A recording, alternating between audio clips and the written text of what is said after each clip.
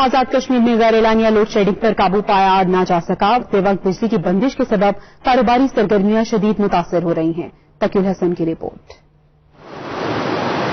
آزاد کشمیر میں غیر اعلانیہ load shedding کا سلسلہ نہ تھم سکا ہے۔ دارالحکومت مظفرآباد کے رہائشی اور کاروباری علاقوں میں گھنٹوں بجلی کی بندش معمول بن چکی ہے، جبکہ عام صارفین سمیت کاروباری طبقے کے افراد کی مشکلات میں بھی اضافہ ہو رہا ہے۔ دن کو 8 گھنٹے ورکنگ ٹائم ہے، اس میں سے 6 گھنٹے بجلی جاتی ہے، 2 گھنٹے میں ہم کیا کمائیں گے؟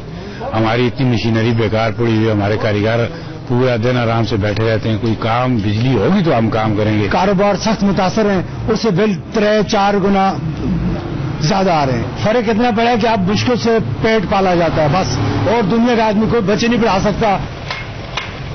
لوگوں کا کہنا ہے کہ شہری علاقوں میں 7 جبکہ دیہی علاقوں میں 8 گھنٹے تک لوڈ شیڈنگ کی جا رہی ہے، جبکہ حکام عوامی شکایات کو یکسر مسترد کر رہے ہیں۔ شہری علاقوں میں 3 سے 4 گھنٹے کی لوڈ شیڈنگ ہو رہی ہے اور دیہی علاقوں میں اس وقت 8 سے 6 گھنٹے کی لوڈ شیڈنگ ہے، کیونکہ ایکسپینشن بہت زیادہ ہے اور اس کے ساتھ ساتھ وقت کے ساتھ ساتھ ایکسٹینشن بھی اور آگمنٹیشن کا بھی پلانز ہمارے چلتے رہتے ہیں، اور اس وقت بھی 4 آن گوئنگ اسکیم ہماری چل رہی ہیں۔ بجلی کی بندش کے بعد یومیہ اجرت پر کام کرنے والے مزدور پیشہ افراد کا مہنگائی کے طوفان میں گھر خرچ تک پورا کرنا بھی مشکل ہو چکا ہے۔ لوڈ شیڈنگ اور مہنگائی کے سبب آزاد کشمیر کی اقتصادی سرگرمیاں بھی بری طرح متاثر ہو رہی ہیں۔